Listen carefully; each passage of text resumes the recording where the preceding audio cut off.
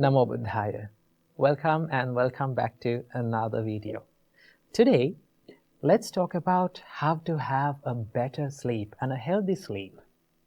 Now, sleep is something that we all struggled and we all have struggled in all of our lives, right? And there are many people in this world who struggle with sleeping. When they wake up in the morning, they feel miserable and tired even more. Okay? So there are a lot of problems with sleep.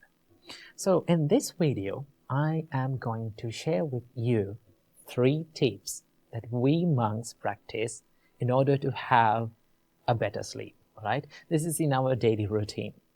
So without any further ado, let's dive into the video. Tip number 1.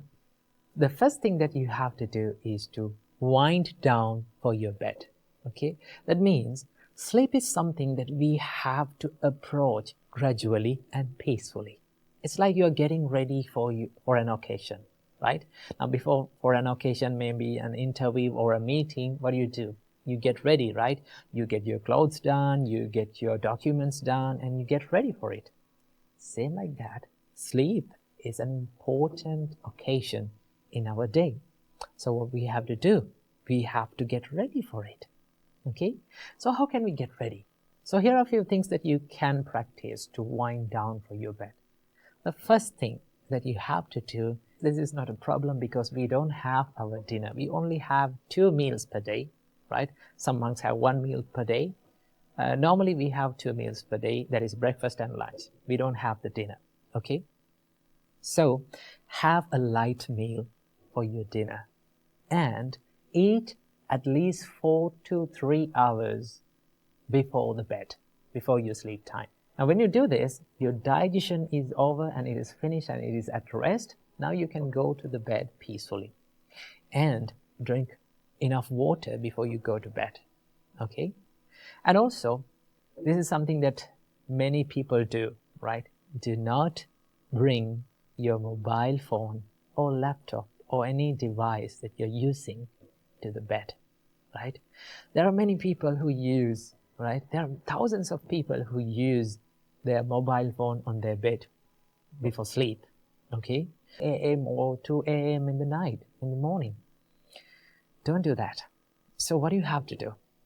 Avoid as much as possible this screen time, blue light screen and everything, avoid them, okay? Because these screens and these lights stimulates our brain, okay? If you can be relaxed and listen to, so you have to wind down before sleep. And another thing that you can do is to have, you cannot have a cold shower, then have a lukewarm water shower, okay? Cleaning your body will help you to wind down and make your body feel relaxed, okay? Then even your mind feel peaceful, okay? So this is how we wind down for our bed. Tip number 2 is to practice the gratitude, right? Now we monks, when we go to the bed, right, we just sit on the bed and we close our eyes and think the people, and we recall all the people who have helped in our life, right?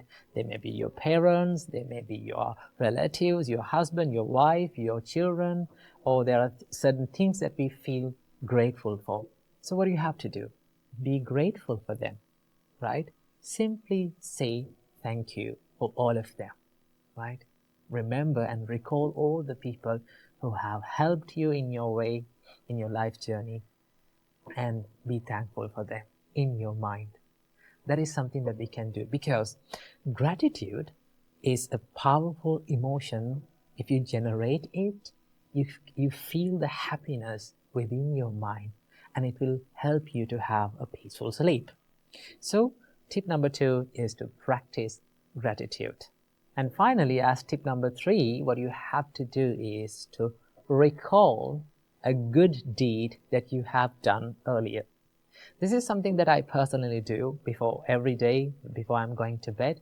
I recall all the good deeds that I have done during the day, good things that I have done during the day, and also I recall the good things that I have done in the past, okay? So it is always good to keep one good deed or few good deeds in your mind.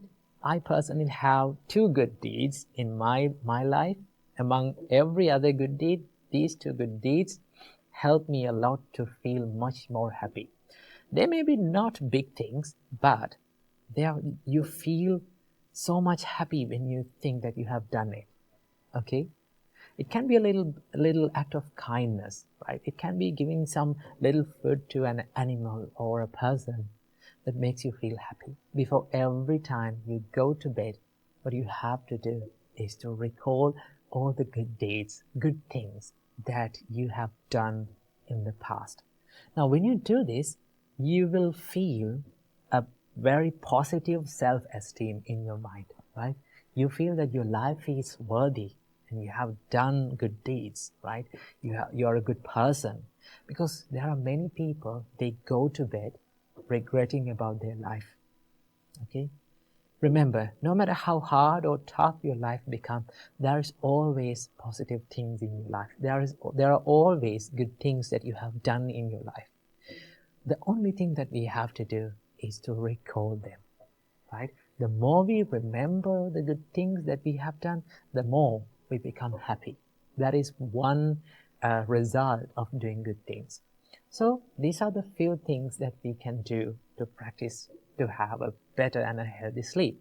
So as a summary, what you have to do is, first thing, wind down, relax your mind before you go to bed. Number 2, practice gratitude. And finally, number 3, recall the good things that you have done in your day and in your life. If you do these things and if you practice these things, I can assure that you will have a peaceful and a healthy and a better sleep. So practice these things and have a peaceful night. In today's video, I'm going to share with you 4 signs that you're having a toxic friendship.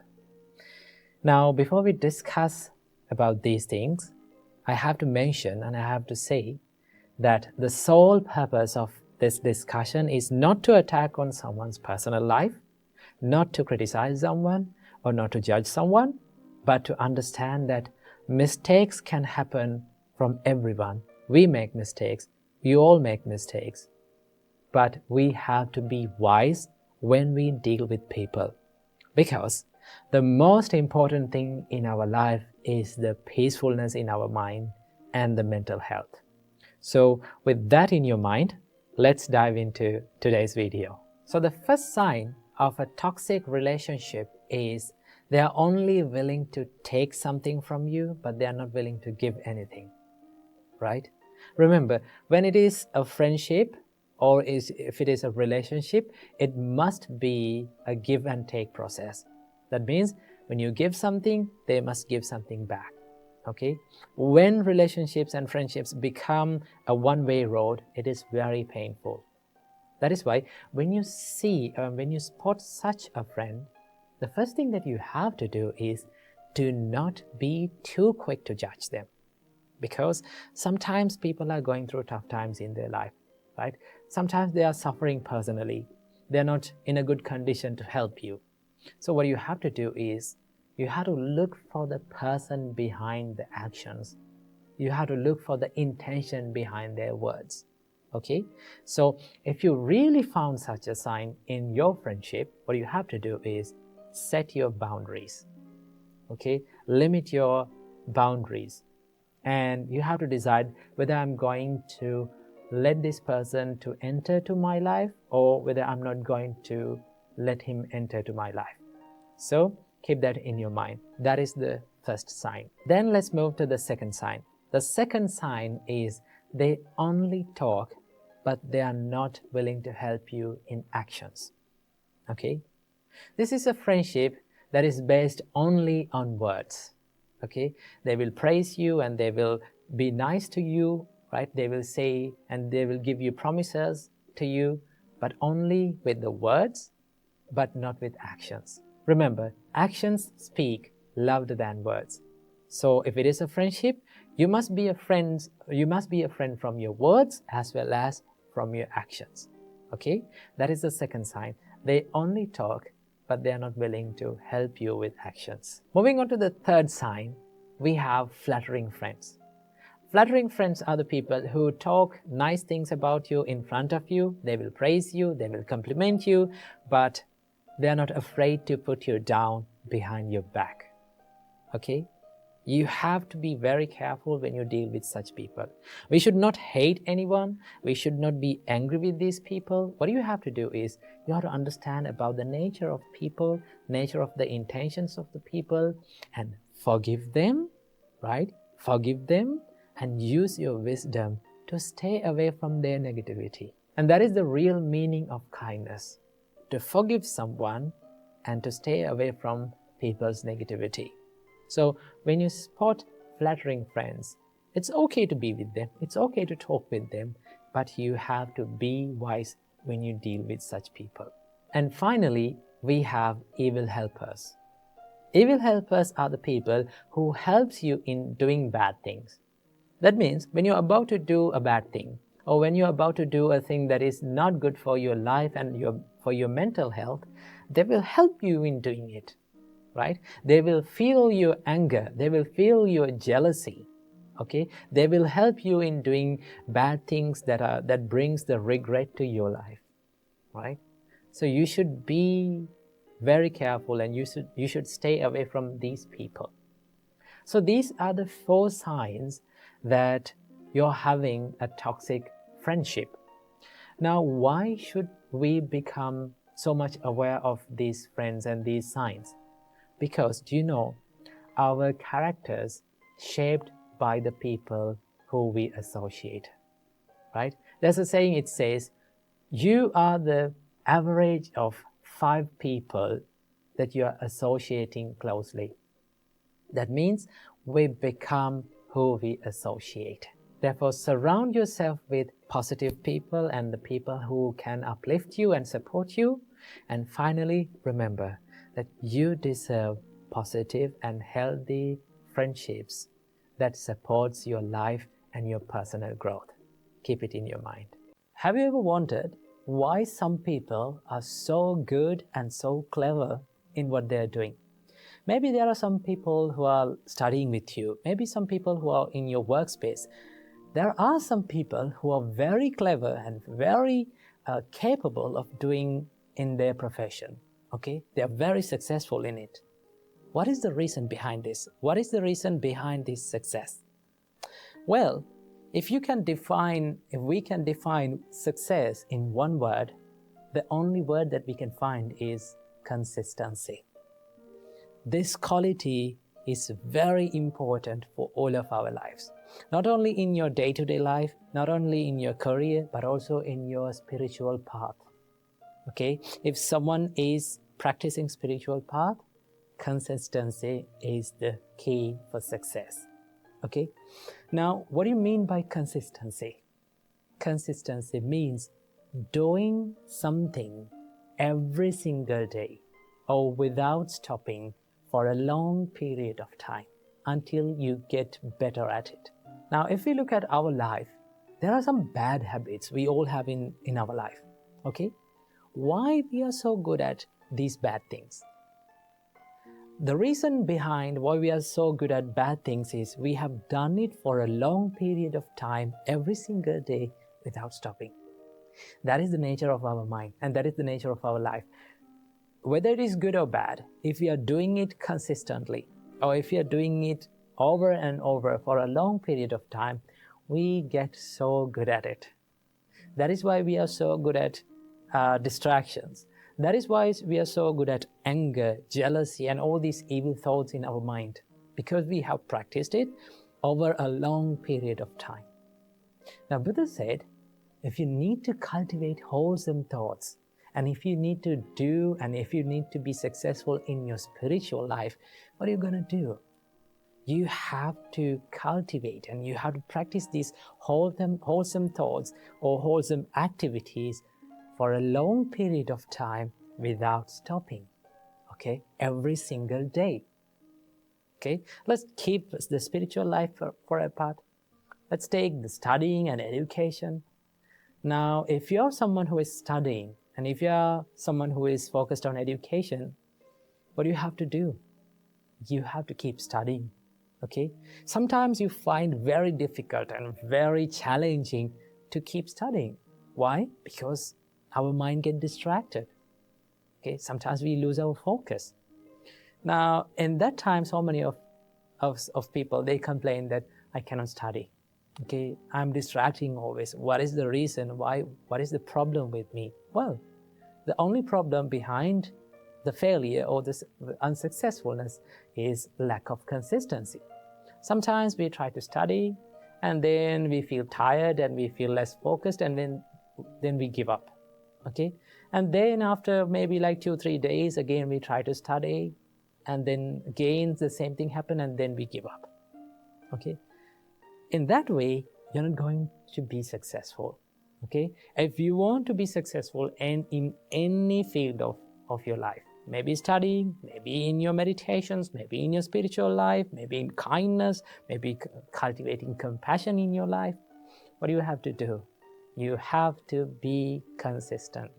That is the only way to be successful in anything. I can still remember when we came to become monks. Okay, on the first day, our monks gave this first advice to us. That is, they said that it takes several minutes to become a monk physically. Okay, it takes a few minutes to make your body a monk, but it takes years and years, maybe lifetime, to be a monk from your mind. You will fail, you will be unsuccessful in some parts in your life, but you have to keep going. Do not ever quit. That is the first advice that we were given. So, to be good at anything, to be successful, to be happy, to be successful in your spiritual life, to practice meditations, to be good at that, what are you going to do? Keep doing it every single day. That is the thing. But there's a problem. The real problem or the real enemy for the consistency is the higher expectations. We set a lot of high expectations in our life, and when we are not able to get it, we give up. That is the only thing. Now, so many people come to me and complain that I cannot meditate for 1 hour. What is the problem with me? I cannot focus for 1 hour. Well, in the beginning, no one can do that. Okay, there may be some few lucky people in this world. Okay, they can concentrate instantly. But if you want to be good at in your meditations, in your focusing and your concentration power, what do you want to do? Keep doing it. Okay, do not set high expectations. Right? Aim for the little achievements. Maybe like you can focus and you can think like, before you are starting meditation, you can think, well, if my mind became concentrated or well focused only for 1 minute, that's okay. I'm happy with that 1 minute.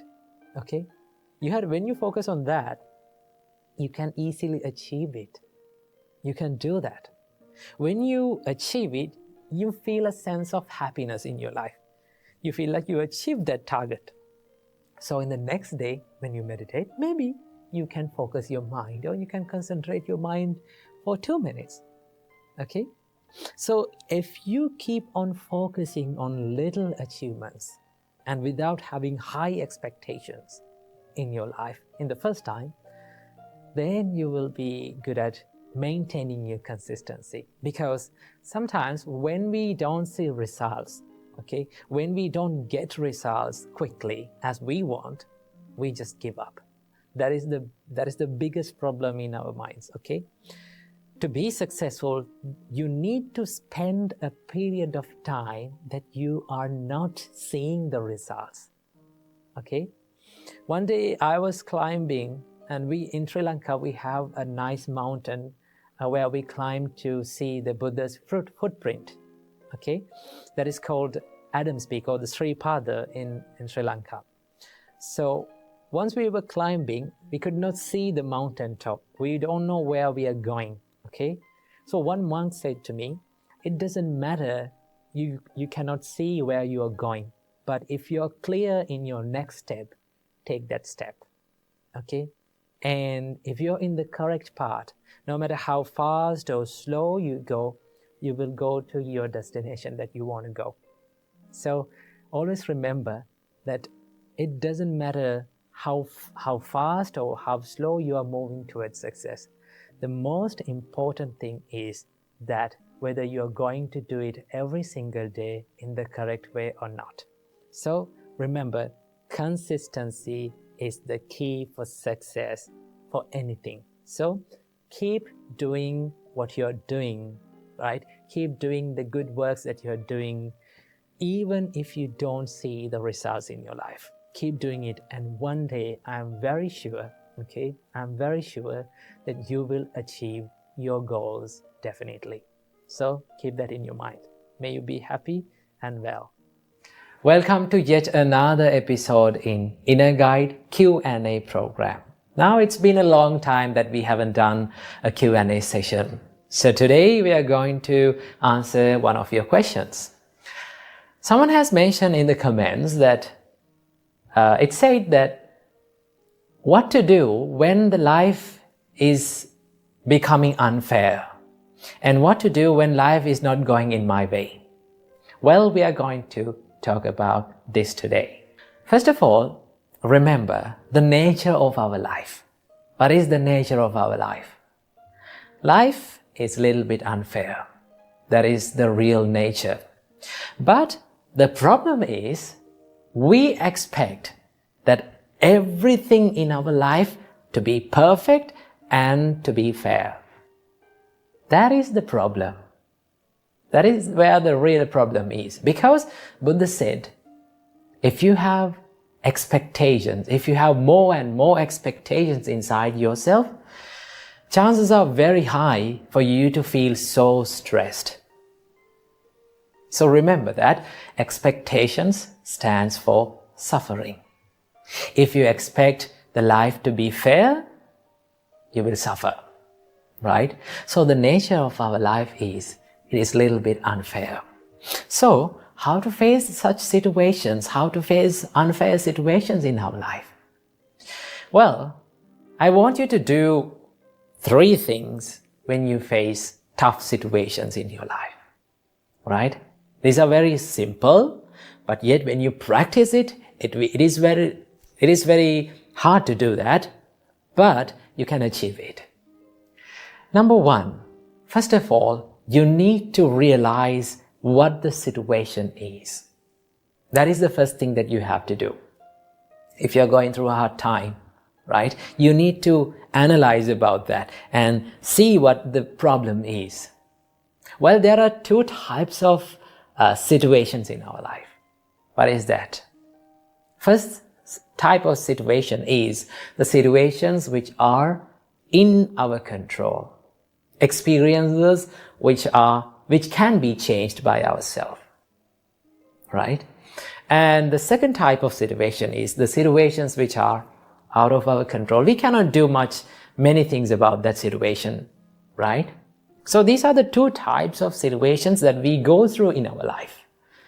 So first of all, you need to analyze and you need to see what the problem is, whether it is in my control or out of my control. Right? When you realize about the situation, then you can do something about that situation. Okay? That is the first thing you have to do. Analyze the situation. Number 2, if it is a situation that is in your control, just do something to change that situation. So what are the things that are in our control? What are the situations and experiences that we face in our life and which are in our control? Well, if you face a bad time, if you face a stressful situation because of your own faults, because of a mistake that is within yourself, then you can change it. Because we own our mistakes. We are the owners of our mistakes, and the mistakes can only be changed by ourselves. No one can change that. Someone can advise you, someone can show you the path, but no one can make it correct than you. So what you have to do, you have to change the situation. If it is your mistake, correct it. If it is your fault, then do something about it to change that situation. So these are the things that are in our control. Remember. Here's the third one. When we face the situations that are out of our control. How to face that situation? Well, these are the situations we spend most of our time trying to change that, but we cannot do anything about that situation. So what are the situations which are out of our control? There are many things, right? Criticism is out of your control. People's opinions, they are out of our control. How people behave in front of you is totally out of your control. They are their choices, not your own choice. But we try to change these situations and we become so sad and depressed trying to change, and we find that we cannot change this situation. So if you cannot change the situation, what you have to do? You have to change your perspective about the situation, right? You can change the perspective about the situation, because the perspective, the perspective and the way you see that about that situation is totally in your control. Because your thoughts are in your control, right? So what you need to do is, if you cannot change the situation, change the perspective, change the way you see about that situation. Okay? So remember, when people act weird in front of you, when people try to make you angry, when people criticize you, right? When people give unwanted opinions about you, just think, these things are out of my control. I should not waste my time of my life to change these situations. It is much better to change my perspective about this situation. So how can you change the situation? How can you change the perspective? You can be kind to them, right? You can maintain a positive mindset inside you, right? It is much better to maintain a positive mindset daily, every day, right? Listen to some things like positive things, positive words every day. It is much better to do that, because the more you listen to the positive words, positive ideas, right? Then the more you become positive inside, right? Then you can change your perspective about the situation. That is what you can do. Always remember what Buddha said. It is a nice quote that Buddha said that describes about the life. Buddha said, "Achinti tampi bhavati, chinti tampi vinasati." That is one of the greatest and one of the nicest quotes that Buddha have told about the life. In life, Buddha said, "Achinti tampi bhavati." Most of the times, unexpected things happen. Isn't that true? We don't know what will happen in the next time, right? It is a mystery. So in life, always unexpected things happen. And the things that we expected will going to be destroyed, right? If we expect something, we don't get the same thing. That is the thing. So remember that quote that was said by the Buddha. Achinti tampi bhavati, chinti tampi vinasati. Right? And there's another quote that was said by the Buddha. Sadharanang vihanyanti. If you expect the life to be fair, chances are more that for you to suffer in your life. So live with less expectations, right? If you're going through a tough situation, just analyze the situation, realize about the situation, and if you can change the situation, do something about it. If you cannot do something about the situation, change your perspective. That is what you can do when the life is not going in your way. So make your life a peaceful one with the teaching. Welcome to today's video. Today, this special video is entirely dedicated to those who are studying. Now, one of the most frequent questions that I get asked in the comment section is, Bhante, I'm studying and my mind is distracting all the time, and how to focus on studying. Well, today, let's discuss about this distracting mind. Okay, and also I'm going to share with you a few tips where you can practice in while you're studying to help to focus your mind on studying.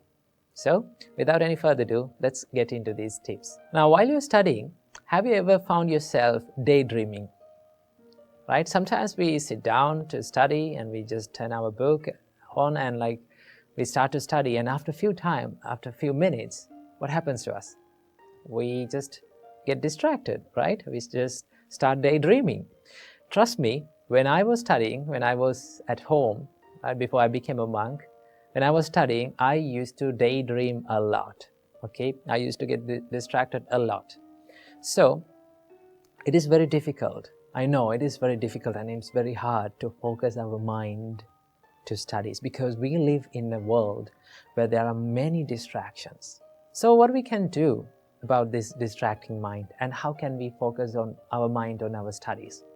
Well, there are certain things that you can do. And one of them is, the first thing that I want to share with you today is that I would like you to write down what you become distracted. Okay? This is something that you get heard rarely. Okay? So let's say like this, you're studying, okay? And you turn over the book and you started studying. And sometimes the same thing happened. What is that? Daydreaming. Okay? It's okay. Let it happen. Okay? Once you know and once you identify that you are daydreaming, and once you found yourself that you are daydreaming, what do you have to do? I want you to take a pen or a pencil and take a blank paper and write down that thought that you became distracted. For an example, while you're studying, sometimes we used to think about foods a lot. Okay? So what do you have to do? Write it down. I got distracted about thinking about biryani. Okay? Something like that. Or sometimes we become distracted thinking about the past experiences, the things that happened in the past. Okay? So what do you have to do? Write it down. Jot it down on a paper. Now, why should we do this? Because most of the time, we are not aware of what we are thinking. When we become distracted and when we daydream, we don't know what is going in our mind. We don't know what we are thinking. We just jump into that stream of thoughts and we just flow down. So what do you have to do? When you write that thought in a piece of paper, right? It's like you're identifying that thought, right? You code that thought and you identify, okay, this is what makes me distracted. This is what makes me unfocused on studies. Okay? Then there's a physical thing that you can see, and you can see that it is physically that you are distracting. Okay? So what do you have to do? Write down your distracting thoughts. Okay? Then you have a good understanding. When you do this for a little while, what can you do is, and what can you find is, there's a pattern of distractions. That means we become distracted for few thoughts, and they are the thoughts that come again and again to our mind. So what do you have to do? Write it down. That is the first tip. Second tip, identify what makes you distracted and then be brave enough to remove all those distractions. There are triggers that makes us distracted. Let's say, for an example, our mobile phone. Okay? Let's say you're studying and there's the mobile phone on the desk. Each and every time it rings a notification, what do? We take our mobile phone and we check what it is. Okay? So a mobile phone is not distracting you. It is a trigger for your distraction. Trigger is just a trigger until you give the power to that to make you distracted. So what do you have to do? Physically, by force, sometimes it's very difficult, okay? You have to be brave enough to do that. Remove that distraction. If your mobile phone is distracting you, be brave enough to remove it, okay? If your laptop or your any technical device that is distracting you, be brave enough to remove it. And sometimes, right, sometimes we have to use this technology. Okay, sometimes you have to use your laptop to study. So what do you have to do? while you're doing it, be much more disciplined and much more aware of what you're thinking and what you're doing inside it. Okay? Use it only for what you want. Okay? While studying. I'm not saying that other times you can use it in whatever way you want, but use it only for what you want while studying. So the second tip is to be brave enough to remove the distractions. Okay? If something is distracting you, you have to remove it. Tip number 3, do not study for long hours continuously. I can still remember when I was studying and when I was at home, I can still remember I used to make these schedules and timetables to study for 2 or 3 hours continuously. You know, it is not productive. So what you can do? You can study for short time intervals. Maybe like, let's say 25 minutes. Okay, you can use 25 minutes to study, okay, and then take a little bit of a break and then again study. And while you're studying, what you have to do, you have to jot down and you have to write down all those distracting thoughts.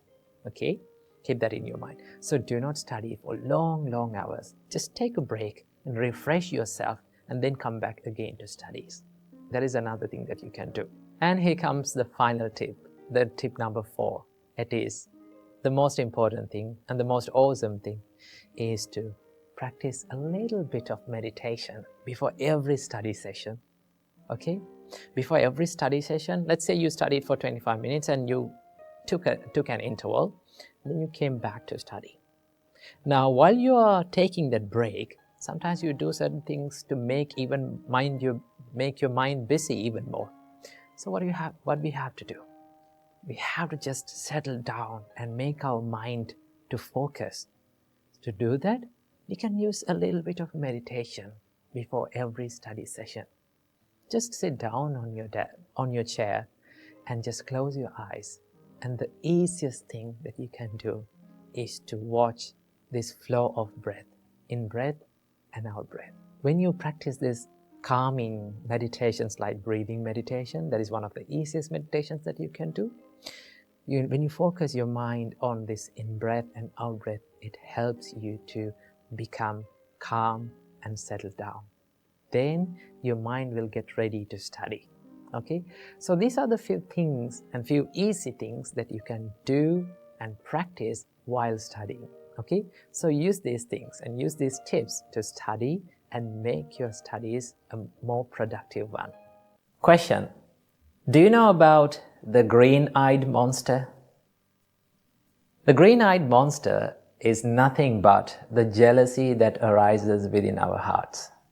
So today, we're going to talk about how to deal with jealousy that arises within our minds. Jealousy is one of the most hardest experiences and emotions that we have to go through in our life. It is very hard to admit, and also it is very hard to remove from our hearts. So how can we deal with this jealousy? First of all, let's see why we feel jealousy. We often feel jealousy when we hear or when we see that someone is better than us. Someone is more capable than us. Someone is more smarter and genuine than us. Then we start to compare ourselves with that person and we start to feel jealousy. So, what is the reason for this jealousness? When we explore the emotion of jealousy, we can find the selfishness or the self-centeredness is deeply rooted within this jealousness. That is why we feel jealousy all the time. So selfishness means that if someone is thinking only about that person, and if he is thinking that he is the greatest person of all, so chances are very high for that person to feel jealousy on people who are better than that person. So, how can we deal with this? And how can we stop this jealousness? There are a few things that you can do, right? The first thing that you should do is to admit that you are jealous of that person. In most of the time, when we feel jealous, we refuse to admit that we are jealous of that person. We hide our emotions and we make excuses for our own evil emotions. So what you have to do is be humble and admit that I am jealous of that person. Okay? Then only you can identify the real emotion and real state of your mind. So first thing that you have to do is to admit that you are jealousy of that person. Second thing that you have to do is to realize that we all are different from one to another. For an example, there are 4 elements in this world. The water element, the earth element, air element, and the fire element. These are the 4 elements that prevails in this world. So if I ask from you, which one is the best element out of these 4? What is the answer of yours?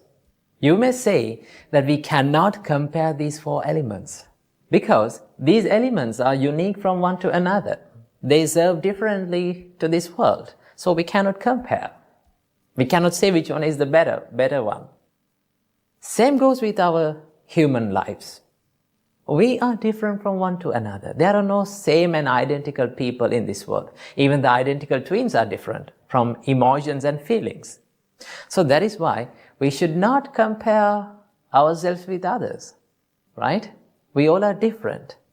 And also you have to realize there is a person always in this world who is better than you, right? You can be the best in the world sometimes, but remember, there will be always a person who has the potential to beat you.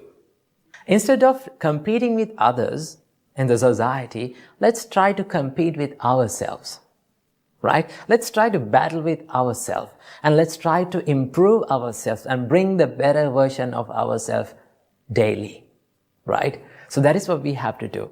Your competition should not be with the people who are around you, but your competition should be with the person who is inside yourself, right? Try to bring the better version of yourself every single day. When you're competing with yourself, there's no competition with others in the society, and you will never feel jealous on them, right? And also there's a special practice that our great teacher, Supreme Buddha, taught us to do whenever you feel jealousy. What is that? It is one of the most coolest practices in Buddhism. It is called mudita. The Pali word is called mudita. Mudita means the appreciative joyfulness, or in another word, the sympathetic joyfulness. When you practice mudita, you will have the ability to wish the well-being of the people around you. Whether he or she is better than you or lower than you, you can have the ability to wish the well-being and the development and the success of the people, right? These are the thoughts of mudita. So how can we practice these thoughts of mudita? There are a few simple things that you can do, right? Try this out every single day. Whenever you get up from the bed in the morning, right? Just don't rush into distractions quickly. Just sit on the bed. Close your eyes and wish the well-being and the development and the success of all the beings in this world equally, right? You can close your eyes and think, may all beings in this world be well and happy. May they be successful in their life. May they be developed with the successness. When you think and when you mean these emotions from your heart, you can develop the mudita within you. And when you're going to the society and when you see the people who are better than you, who are more capable than you, then automatically the thoughts of mudita will come to you and it will take control of your emotions, right?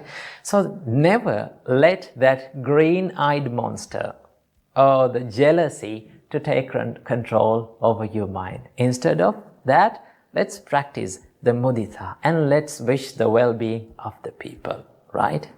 So be a big fan of watching people and being happy by seeing they are growing up in their life and by seeing they are becoming successful in their life.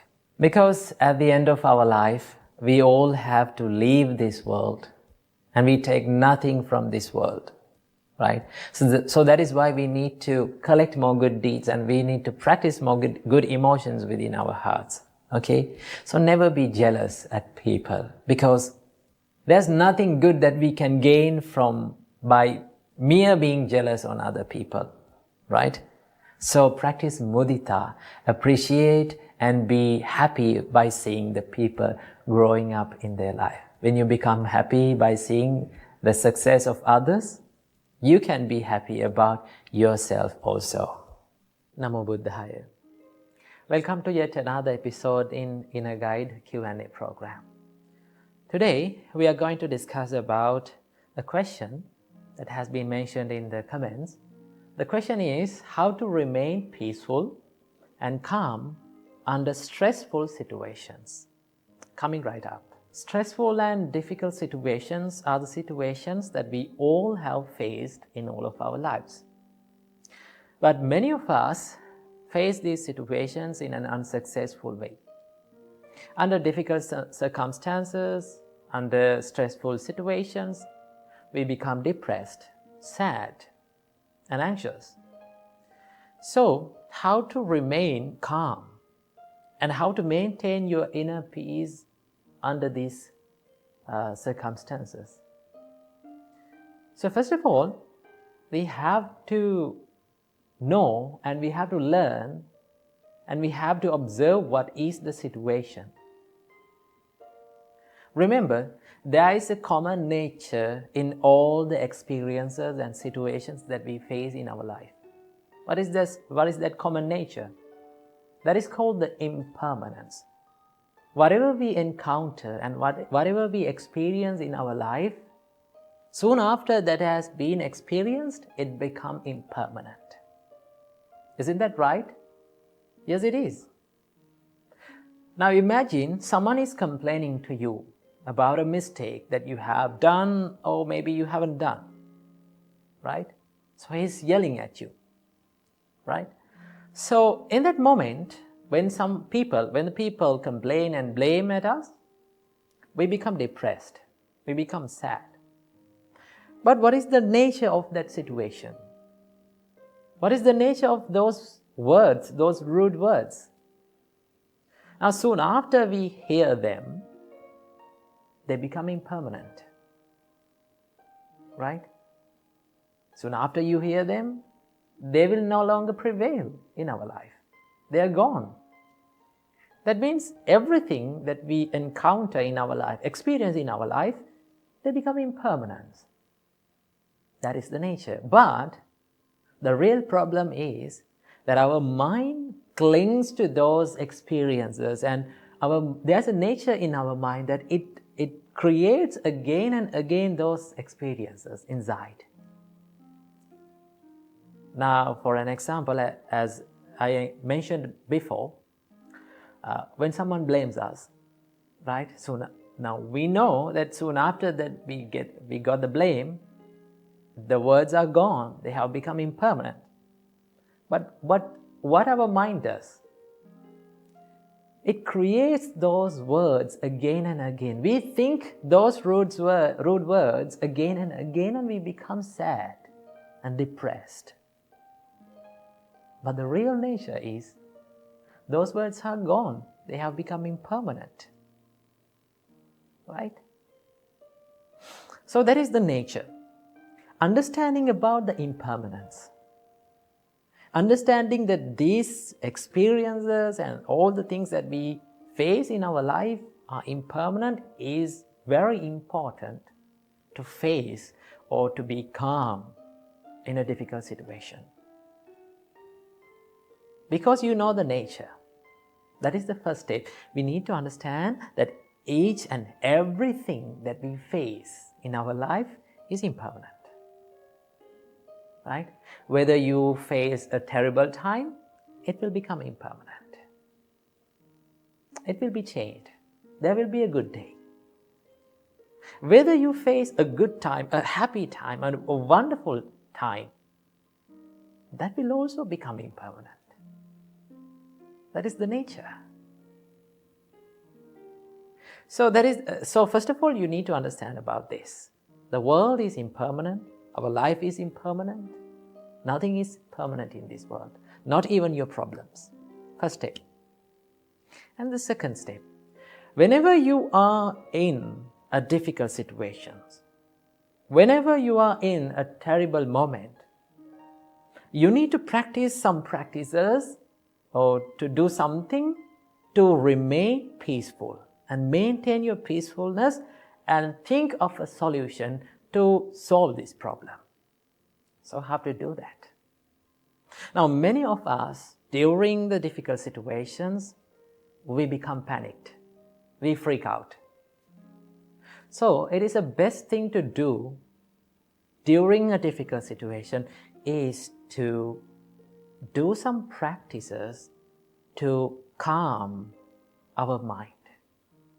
So what we can do to make our minds calm? The best thing that you can do to make your mind calm and peaceful is do some meditation. Right? Do a little bit of a meditation during that stressful situation. So how to do that? The easiest meditation that you can practice within a stressful situation is to contemplate on your breath. Now, breath is an amazing thing. It changes according to the situation. Isn't that right? So when we are in a terrible moment, right?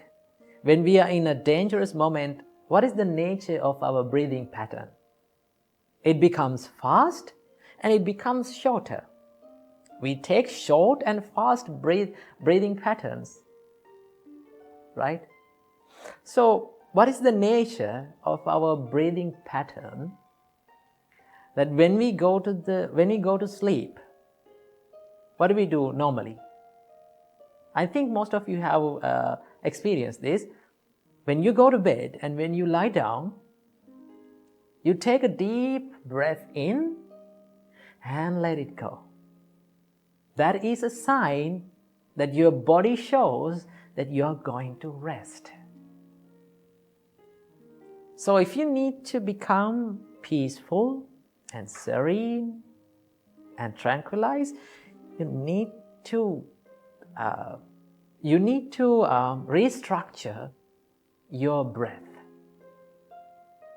So in a difficult and terrible and stressful situation, just take deep breaths in. You can do it. Breathe in deeply and let it go. And contemplate on the pattern of your breathing. Now you can do this, but this needs a little bit of a practice. Right? You cannot do it without a practice. First of all, you need to practice this. Now some people may question, now I cannot do this in a difficult situation. Yes, you cannot do it because you don't have that practice. First of all, you need to practice this contemplation and this practice where there is no stressful situations. Right? That is the thing. The nature of these practices is that if you do it whenever there is no problem, then it will help you to practice that way or the situation or that remedy during a stressful situation. There's a great saying that it says, if you sweat during the times of peace, you will bleed less during the times of war. That means if you practice during the times of peaceful situations and where there is no stressful situations, it will help, that practice will help you to face the difficult situations. So, practice at least 5 minutes a day to contemplate on your breath. Right? You can feel the way that you are breathing. Right? It will help you to tranquilize your mind. Supreme Buddha said, Vitakku paccedaya anapana sati bhavetappa. If you need to stop the chattering mind, if you need to stop the thoughts that are popping up all the time that inside your mind, just practice the anapanasati, or which we call the breathing meditation. Just contemplate on the breathing meditation. When you contemplate your mind on this breathing pattern, right, you're focusing your mind to inhale and to the exhale. That means your mind jumps from one thought to another, but there is only two thoughts: inhale and exhale. You're not thinking about anything else. Right? That means you reduced thousands and millions of thoughts to two thoughts. So that is a big thing. So if you do it as a practice, you will feel that your mind will become more and more peaceful and tranquilized. So whenever you face a difficult and stressful situation, try to take deep breaths, few deep breaths in and let them go. And it will make you feel better. Right? So if you need to face a difficult situation, if you need to face a stressful situation successfully, you have to be ready for that situation where there is no stress. So that is how you face the difficult situations without being distracted. And also, as an extra thing, you have to practice the love and kindness. And also, you have to practice the forgiveness. If you can practice these great qualities like compassion, love, and kindness, especially forgiveness, you can maintain your peacefulness. Because when you forgive people, as an example, when you forgive people, that means you are letting go of them, right? The more you forgive, the more you will feel the peacefulness within. But forgiveness does not mean that you are going to fall into the same trap again and again for them. You forgive for yourself, and you know that person, and you can stay away from them in a positive way, and you can still be kind to them. Because kindness and forgiveness starts within your heart, and it will help you always. So practice these practices in the times where there are no stress and disturbing situations. And one day, when you master them, one day you can maintain your peacefulness within yourself without being distracted. Now, one of our viewers have asked a question from us, that what is true love according to the Buddhism?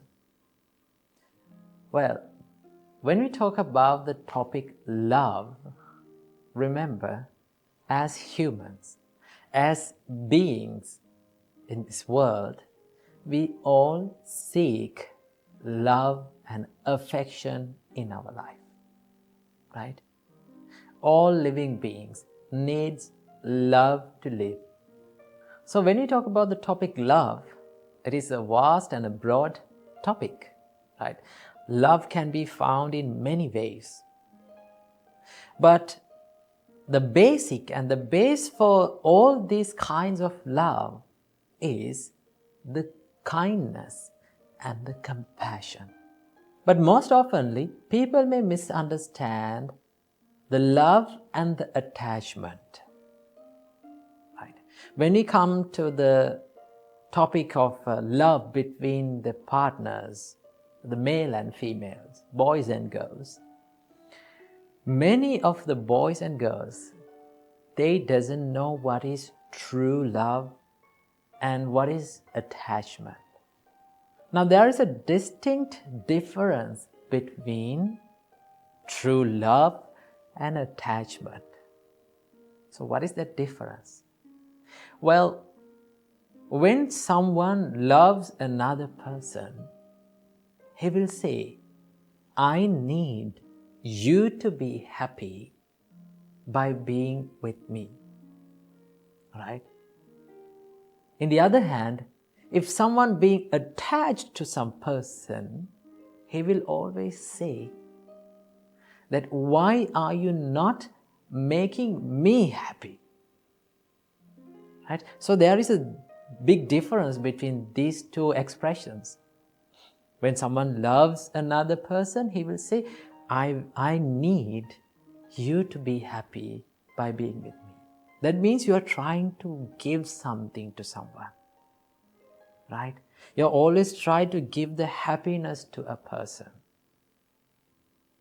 But if you are being attached to someone, right? If you are developing lustful ideas towards someone, your mind will say, why are you not making me happy? You need to make me happy. So that is based on the selfishness, right? The true love is based on unselfishness, right? In the true love, there are many things, many good assets. They are the love, kindness, compassion, patience. These are the basic qualities that leads to the true love, right? If you are loving someone, you need to be kind to that person. You need to be compassionate to that person. You need to feel the sadness of those people.